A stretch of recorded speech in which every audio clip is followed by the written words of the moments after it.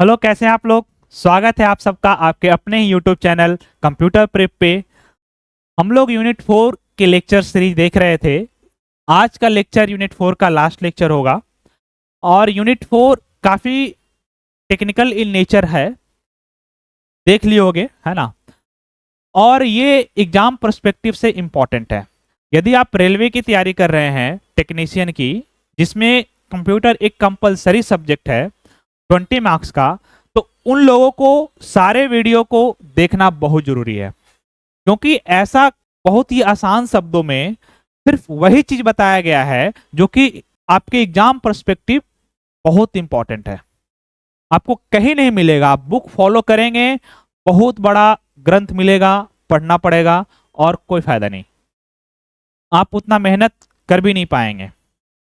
जहां तक बात रही एसएससी के लिए, तो एसएससी में भी क्वेश्चन पूछे जा रहे हैं, टीयर 1 में भी क्वेश्चन पूछे जा रहे हैं। अभी जो सीएचएसएल का एग्जाम हुआ वहां 2 क्वेश्चन पूछे गए। हालांकि यूनिट 3 और यूनिट 4 से नहीं पूछा गया, यूनिट 1 और यूनिट 2 से पूछा गया। यूनिट 3 और यूनिट 4 को टच न किया गया, या फिर पूछा भी गया तो 1-2 क्वेश्चन बहुत ही बेसिक लेवल का पूछा गया है। लेकिन जो मेंस एग्जाम है, जिसमें आपको पास करना बहुत जरूरी है, वहां ये सब क्वेश्चन पूछे जाएंगे और कंपल्सरली पूछे जाएंगे। आप देखेंगे कि क्वेश्चन का लेवल भी धीरे धीरे टफ होता जा रहा है। तो इंपॉर्टेंट है कि आप ये उधेड़बुन में ना रहें कि अरे बस कट ऑफ ही तो पार करना है और किसी तरह से तुक्का भी मारेंगे तो 33% तो नंबर आ ही जाएगा और कट ऑफ पार हो जाएगा। कभी इस सोच में मत रहिए। वीडियो को देखिए और समझिए क्या है। आपकी थोड़ी सी मेहनत और समय आपको ये एग्जाम इजिली क्वालिफाई करा सकता है। ठीक है, तो आज हम लोग यूनिट 4 के लास्ट लेक्चर, जो कि है मैलिशियस प्रोग्राम, इसको मैलवेयर भी बोलते हैं, ये हम पढ़ते हैं। आजकल की एज में आपने बहुत सुना होगा आईटी फ्रॉड का। और ज्यादातर आईटी फ्रॉड आप जो सुने होंगे, किसी को कॉल आता है और फोन बोला जाता है कि ये ओटीपी आया होगा, आप हमको ओटीपी भेज दीजिए, जिसको हम लोग साइबर फ्रॉड बोलते हैं। या फिर और भी कई तरह का कि हाँ, किसी ने अटैक किया और आज सर्वर एक्सेस ही नहीं कर पा रहे हैं, आज यूट्यूब डाउन पड़ा हुआ है, आज बैंक का सर्वर डाउन पड़ा हुआ है। या फिर पता चलता होगा कि अच्छा, चाइनीज अटैकर ने इंडिया के कुछ वेबसाइट अटैक किए और उसमें चाइनीज में कुछ लिख दिया है। या फिर पाकिस्तान के हैकर्स ने इंडिया के कुछ वेबसाइट हैक किए हैं इंडियन गवर्नमेंट के, और उसमें पाकिस्तान जिंदाबाद लिख दिया है। ऐसा सुनने को मिलता होगा। या फिर ये भी देखते होंगे कि फिर उसको काउंटर अटैक करने के लिए इंडियन हैकर्स पाकिस्तान के वेबसाइट्स को हैक करते हुए जवाबी कार्रवाई किया गया है। ये सभी सुनने को मिलता होगा। तो ये सब कैसे होता है, ये सब क्या है, और ये नेटवर्क में कैसे किया जा रहा है, ये सभी किया जा रहा है इसी मैलिशियस प्रोग्राम या मैलवेयर के थ्रू। हम लोग इसमें देखेंगे कई सारे इसके तरीके। ठीक है, और बेसिक बेसिक चीजों के बारे में जानकारी हासिल करेंगे जो कि एग्जाम से रिलेटेड होगा।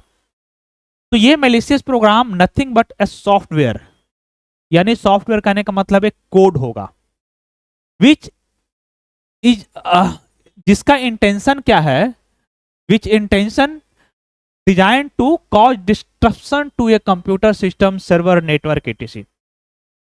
इसको मेलाफाइड इंटेंशन से ही बनाया जा रहा है कि किसी तरह से किसी के सिस्टम में चला जाए, कंप्यूटर में चला जाए और उसका एक्सेस ले ले, उसके फाइल को करप्ट कर दे।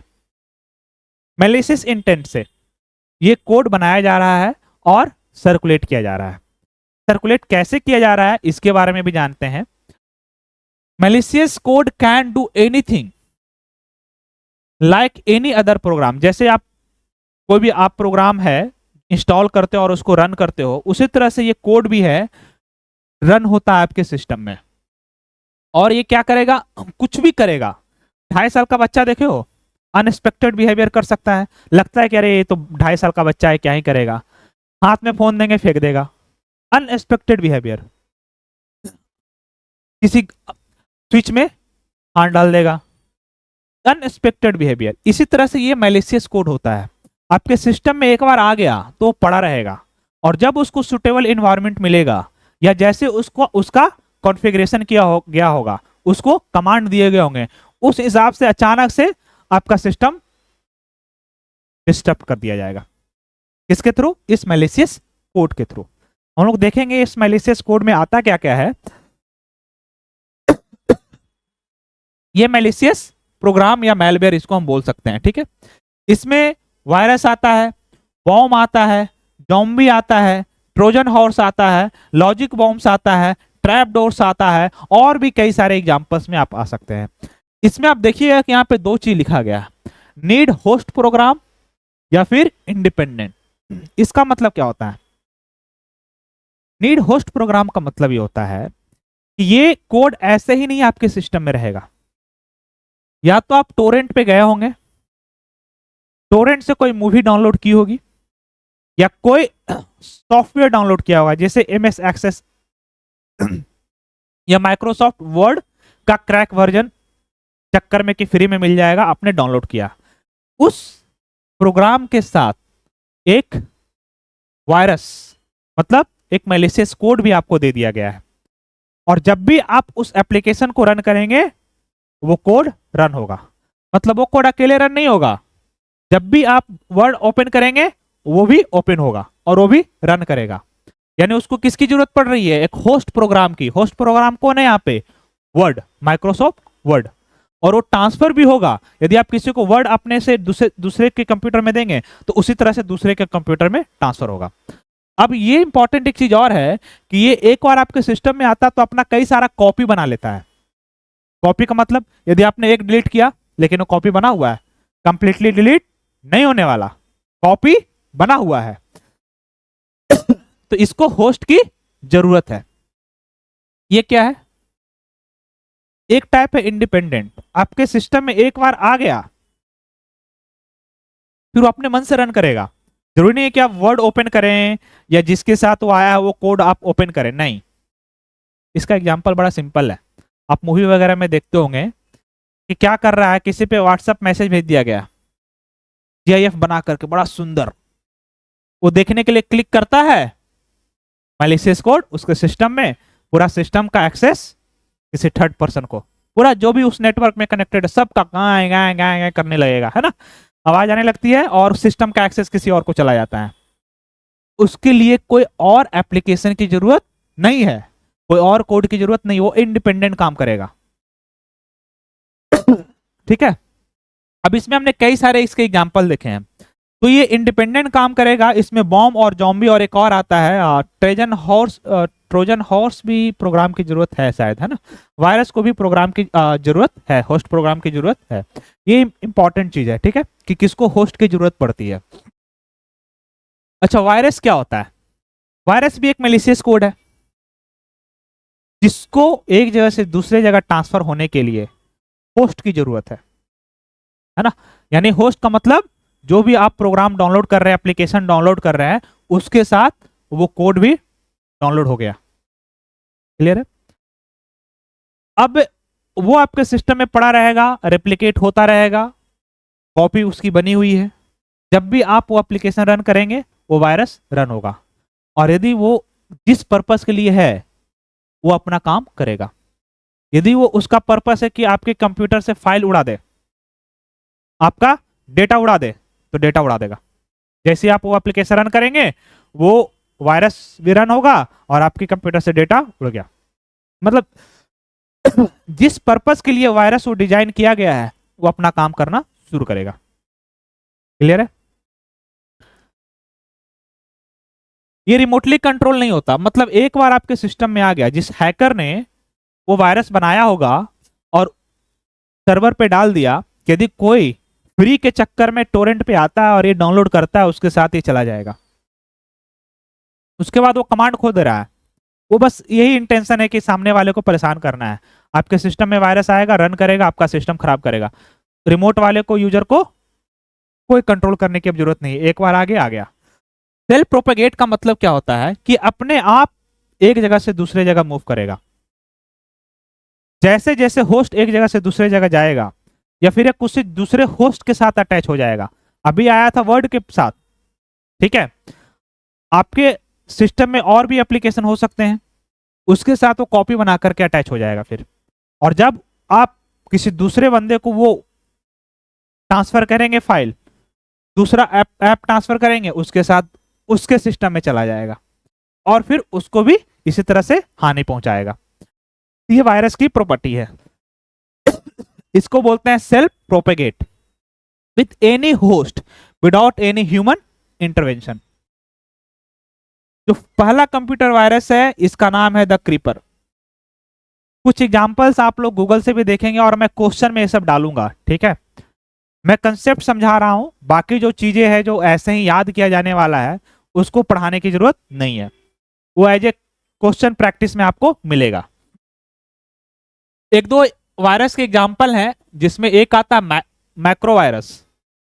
ये मैक्रो वायरस क्या होता है, ये स्प्रेड करता है एप्लीकेशन के थ्रू। जैसे मैंने आपको बोला ना, MS वर्ड, MS एक्सेल, ये सब क्या है, एप्लीकेशन है। तो इसके थ्रू ये वायरस प्रोपेगेट करवाया जाता है। ये करेगा क्या, MS एक्सेल का डेटा उड़ा देगा। मान लेते हैं आपके सिस्टम में MS एक्सेल होगा ना, डेटाबेस बनेगा, उसका डेटा उड़ा देगा या डेटा को अल्टर कर देगा। ऐसा मानिए कि SSC का डेटाबेस है, रिजल्ट आने वाला है, किसी ने मैलाफाइड इंटेंशन से एक कोड बनाया और वो उस सर्वर में चला गया। कौन सा कोड बनाया है, माइक्रो वायरस बनाया है, ठीक है। और वो सर्वर में चला गया, उसने ऐसा किया कि जहां राजीव का रिजल्ट है वहां पे मार्क्स जो आ रहे हैं 160 मार्क्स है, उसको अल्टर करके 195 कर दिया जाए। किसको कमांड दिया गया, इस माइक्रो वायरस को।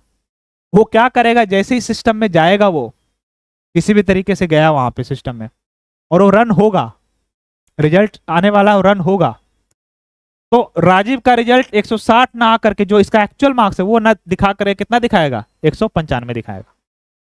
कर सकता वो, उसके डेटाबेस को अल्टर कर सकता है थ्रू वायरस। और वो कौन सा वायरस होगा, मैक्रो वायरस, जो एप्लीकेशन के थ्रू मूव करता है। अच्छा, ये वायरस को रोकने का उपाय है एंटीवायरस, बट हर वायरस इससे कंट्रोल नहीं होता, आप भी जानते होंगे। वही वायरस कंट्रोल किया जा सकता है जो पहले आ चुका है नेटवर्क में, जिसका इंट्रोडक्शन पहले आ चुका है। तो क्या करता है एंटीवायरस, एंटीवायरस बार बार अपडेट करता है डिफिनीशन।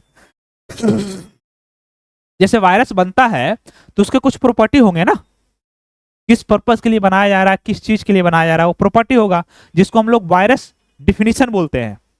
वो डिफिनीशन को वहां पे डिफाइन किया जाता है एंटीवायरस में कि ऐसा कुछ कोड मिले तो उसको ब्लॉक कर दो, और एंटीवायरस वही करता है। तो ये डिफिनीशन तो तभी एंटीवायरस को पता चलेगा जब वो पहले ही से नेटवर्क में वो चीज अवेलेबल होगा और एंटीवायरस को पता चलेगा, तो वो अपना कोड अपडेट करेगा कि इस तरह का यदि वायरस का डिफिनीशन मिला तो उसको रोक दिया जाए, उसको डिलीट कर दिया जाए, उसको सिस्टम से हटा दिया जाए। एंटीवायरस तब काम करता है।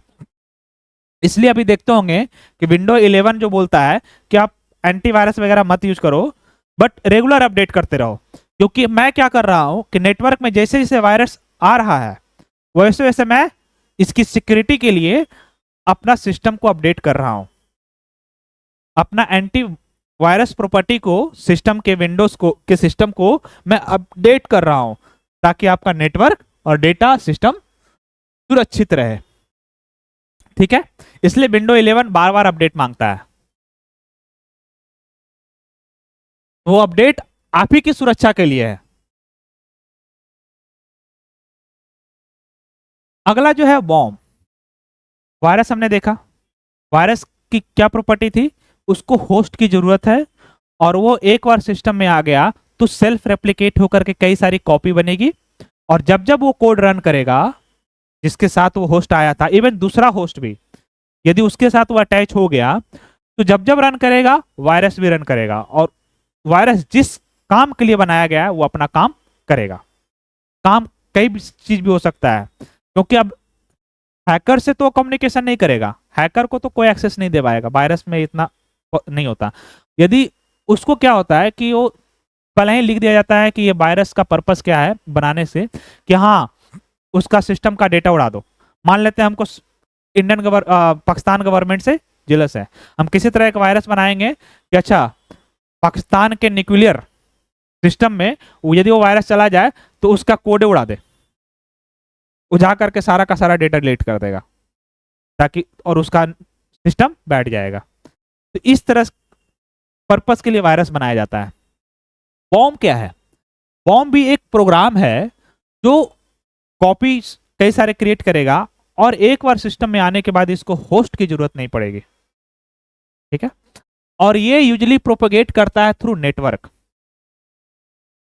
और नेटवर्क में लिंक दिया जाता है। आप जैसे ही क्लिक करें उसको एक्सेस दे दिए और वो वायरस, वो बॉम्ब इंस्टॉल हो जाएगा सिस्टम में आपके, और फिर जिस पर्पस के लिए वो बॉम्ब आया है वो काम तमाम कर देगा। यदि उसका पर्पस है रिमोटली किसी को एक्सेस देना तो दे देगा।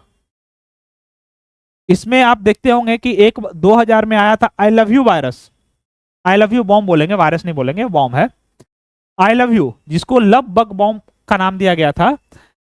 इसमें क्या होता था ना, जो यूजर के सिस्टम है उस पे ये बड़ा सा लेटर लिख के आता था आई लव यू। आप देखते रहो, खुश होते रहो, आपको पता चल गया है कि आपका सिस्टम में बॉम्ब आ गया, इन्फेक्ट हो गया है और आपका डेटा या एक्सेस किसी के पास चला गया है, बट कुछ कर नहीं सकते, और वो एक्सेस करके जिस पर्पस के लिए यूज करना चाहता है वो यूज कर लेगा। इसका और भी कई सारा पर्पस होता है। एक बॉम्ब आया था बिटकॉइन, जब आया था ना मार्केट में नया नया, तो बिटकॉइन लोग खुद ही माइन कर सकता है। कैसे? तो अपने लैपटॉप से, लैपटॉप से क्या करेगा, वही यूज करेगा, वो एप्लीकेशन आएगा, एप्लीकेशन रन कराना है, तो जब रन करेगा तो रिसोर्स यूज किया जाएगा, है ना। तो यदि वो रिसोर्स यूज करेगा तो किसी तीसरी एक्टिविटी, मान लें आपको मूवी देखना है, वर्ड फाइल यूज करना है, एक्सेल फाइल यूज करना है, उसके लिए रिसोर्स कम जाएगा। तो इस तरह का बॉम्ब बनाया गया था और नेटवर्क में सर्कुलेट किया गया था, जिसके एक्सेस के थ्रू वो क्या किया था कि कई सारा, जिसको नहीं पता है उसके सिस्टम में बॉम्ब आ गया और उसके सिस्टम के रिसोर्स यूज करके बिटकॉइन माइन होना शुरू हो गया। और बिटकॉइन माइन हो रहा है और पैसा कौन बना रहा है? तीसरा आदमी। आपको पता भी नहीं है कि आपके सिस्टम में बॉम्ब आ गया और आपका सिस्टम जो है बिटकॉइन माइन कर रहा है। क्लियर है? और यदि बिटकॉइन माइन करने लगेगा आपका सिस्टम, आपको पता भी नहीं है, आप उसको स्टॉप भी नहीं कर पा रहे हो, तो क्या करेगा? आपका सिस्टम को स्लो कर देगा, क्योंकि रिसोर्स तो कहीं और यूज की जा रही है।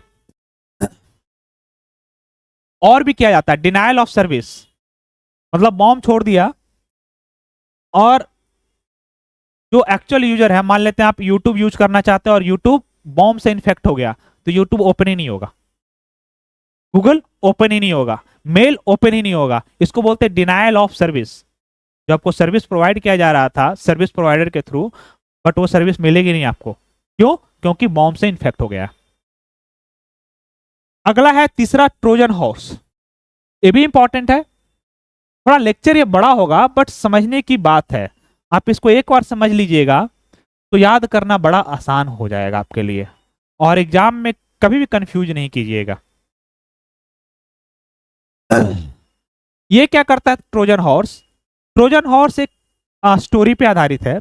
उसमें क्या था कि एक राजा जो है किसी देश पे चढ़ाई करना चाहता है, बट वो जानता है कि उससे वो जीत नहीं सकता, तो वो क्या करता है, उस देश को बोलता है कि हम आपको एक दान देने जा रहे हैं।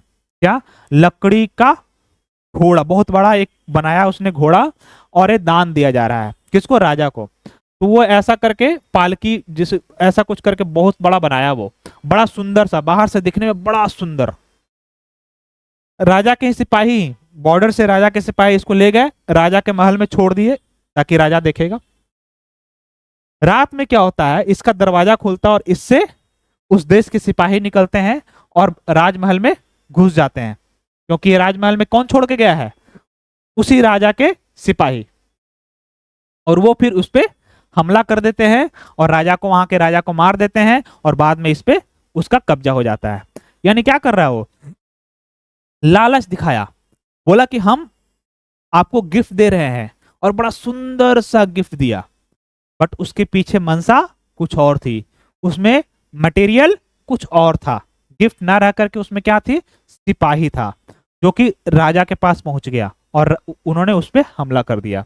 तो ट्रोजन हॉर्स भी ऐसा ही है, ये क्या करता है, यूजर को बुड़वक बनाता है, सिंपल बुड़वक बना करके अपना काम निकाल लेता है।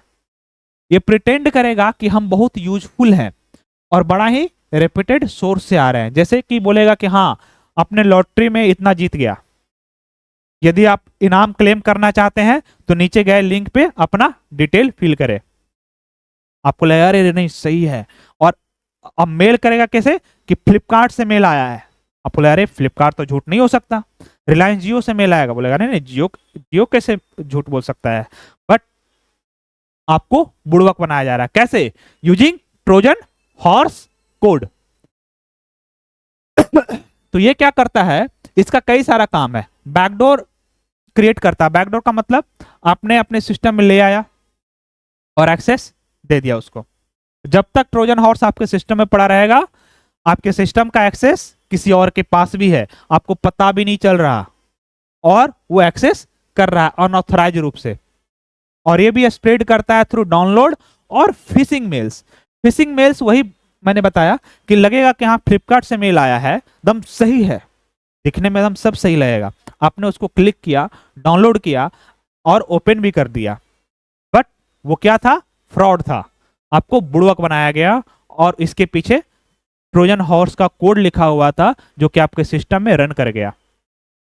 ठीक है, और जैसे आप नेटवर्क से कनेक्ट होंगे, जो हैकर है आपके सिस्टम का एक्सेस ले लेगा। समझ में आ रहा है? तो फिशिंग क्या होता है? फिशिंग वही चीज है कि the practice of sending fraudulent communication that appears to come from a repeatable source like Flipkart, Reliance Jio, है ना, it usually done through email. The goal is to steal sensitive data like credit card, login information, or to install malware on the victim machine. Clear है? Fishing मतलब यही है। Fishing का मतलब मछली पकड़ना नहीं, फिशिंग का मतलब है बुड़वक बना करके अपना काम निकालना यहाँ पे। ठीक है।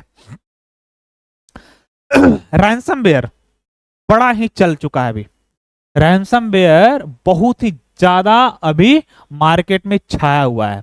इसमें करता क्या है, हैकर बड़े बड़े कंपनियों को टारगेट करता है और एक बार रैंसमवेयर सक्सेसफुली वो इंस्टॉल कर देता है उन कंपनियों के सिस्टम में। वो रैंसमवेयर क्या करता है, उन कंपनियों का डेटाबेस जो है, जो सारा इंफॉर्मेशन है, उन सबको इनक्रिप्ट कर देता है। अब जिसका डेटा है वही, उसी को नहीं पता है कि अब क्या करना है, उसका एक्सेस ही नहीं कर सकता वो डेटा। फिर बोलता है रैंसम दो, वसूली करता है। रैंसम मेरी नथिंग बट वसूली करने वाला मैलिशियस कोड। अब आपको अपना डेटा, खुद का ही डेटा चाहिए तो उसको पैसा दीजिए। मान लेते हो 50 करोड़ मांगा, आप 50 करोड़ उसको दे दीजिएगा तो फिर वो उसको डिक्रिप्ट करके छोड़ देगा, अदरवाइज इनक्रिप्ट करके आपका सारा डेटा ले गया। समझ में आ रहा है? कई सारे अटैक हुए हैं। एम्स दिल्ली में अटैक किया गया और एम्स दिल्ली के सर्वर को अटैक करके उनके सारे डेटा को इनक्रिप्ट करके कई 100 करोड़ रैंसम मांगा गया।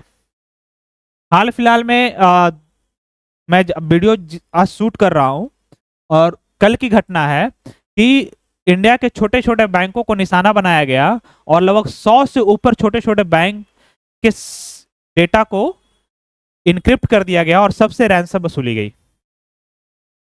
तो इसमें कर क्या रहा है कि ऐसा कोड डिजाइन करता है कि किसी भी ऑर्गेनाइजेशन को, यदि ऑर्गेनाइजेशन में वो रैंसमवेयर आ गया तो क्या करेगा, उस ऑर्गेनाइजेशन के डेटा को इनक्रिप्ट कर देगा और यदि आपको वापस से वो डेटा चाहिए तो पैसा दीजिए, रैंसम पे कीजिए। तो ये इसके एग्जांपल आप याद रखिएगा। इसमें ये बहुत पॉपुलर हुआ था वानाक्राई और क्रिप्टो लॉकर, हालांकि ये सब भी है, रिवील, लॉकबिट 3.0, डार्क साइड, ये सभी भी रैंसमवेयर ही, मतलब तरह तरह का रैंसमवेयर बनाया है, लेकिन पर्पस एक ही है, पैसा वसूलना। ठीक है।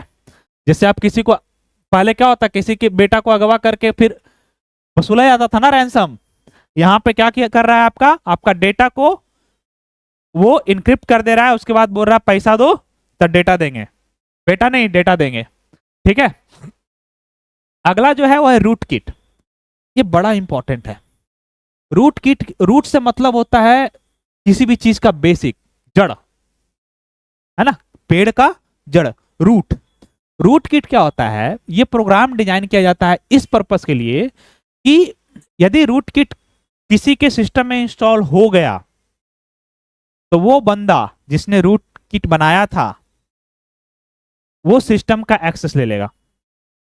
कौन सा एक्सेस? Administrative access. जैसे यदि आपका लैपटॉप है तो आप उसका एडमिन है, आप अपने लैपटॉप में सब कुछ कर सकते हैं, करेक्ट। लेकिन ये एक्सेस आपको पता भी नहीं है, किसी और को मिल जाए तो आपका लैपटॉप का तो सारा डेटा गया, वो सारा डेटा एक्सेस कर लेगा। वो उसमें कुछ डालना चाहे, नया डेटा फीड करना चाहे कर सकता है, उड़ाना चाहे उड़ा सकता है, चेंज करना चाहे चेंज कर सकता है। इसी को बोलते हैं रूट किट। ये डिजाइन किया जाता है ताकि आपका रूट या फिर एडमिनिस्ट्रेटिव राइट ऑफ कंप्यूटर वो ले सके। अगला जो है इवेस्ट ड्रॉपिंग। इसका मतलब होता है चुप, गुपचुप सुनना। इवेस्ट ड्रॉपिंग का मतलब क्या होता है? कान लगा करके कुछ भी सुनना। दो लोगों की बातों को तीसरा आदमी कान लगा करके सुन रहा है कि दोनों क्या बात कर रहा है, यानी इंफॉर्मेशन क्या कर रहा है, वो जानने की कोशिश कर रहा है कि दोनों के बीच क्या इंफॉर्मेशन शेयर हो रही है। इसी को बोलते हैं इवेस्ट ड्रॉपिंग। इसका पर्पस क्या है कि दो के बीच यदि कुछ भी डेटा ट्रांसफर हो रहा है और यदि वो सिक्योर नेटवर्क नहीं है तो तीसरा बंदा उस इंफॉर्मेशन का एक्सेस ले सकता है, सुन सकता है। इसी को बोलते हैं इवेस्ट ड्रॉपिंग। इसी को हम लोग स्निफिंग भी बोल सकते हैं और स्नूपिंग भी बोल सकते हैं। समझ में आ रहा है? अगला है की लॉगर।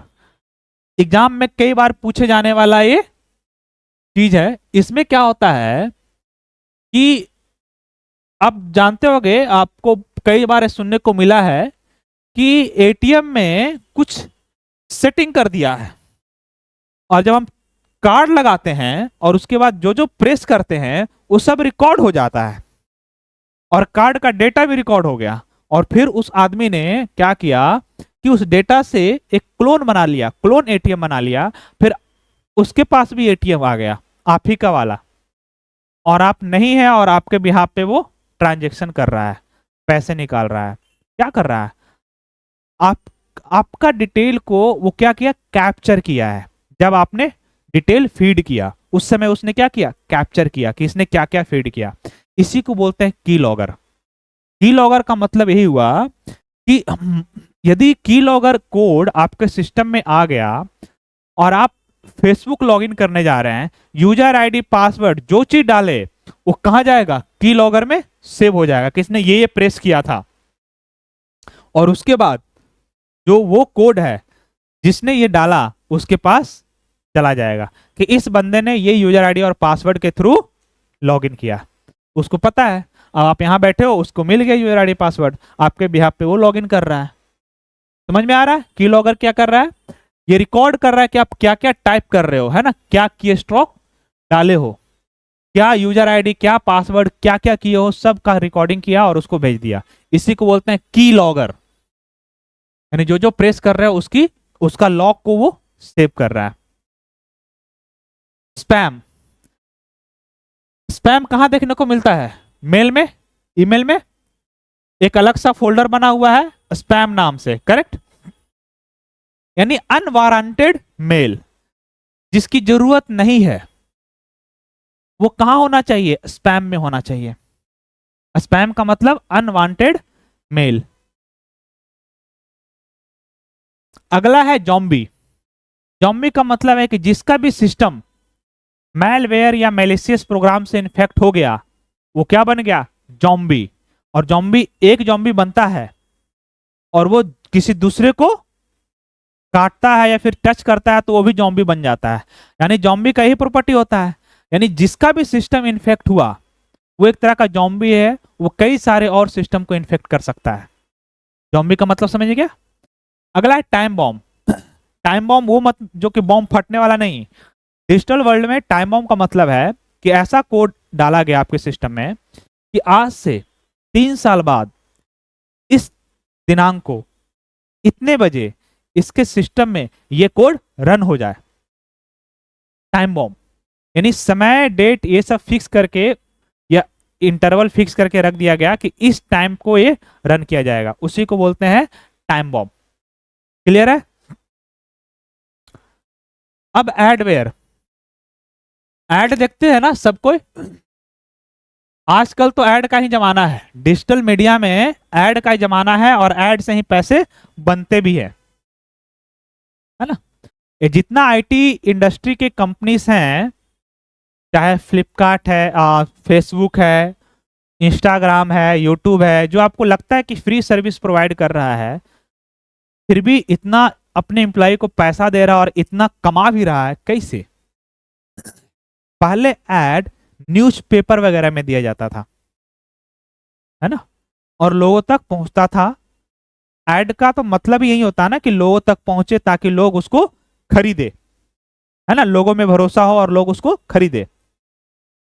डिजिटल वर्ल्ड में इसको कैसे इंप्लीमेंट किया गया? Through adware. इसका एक प्रॉपर्टी ये हुआ कि जिसको जिस तरह का ऐड चाहिए वही उसको प्रोवाइड करना है।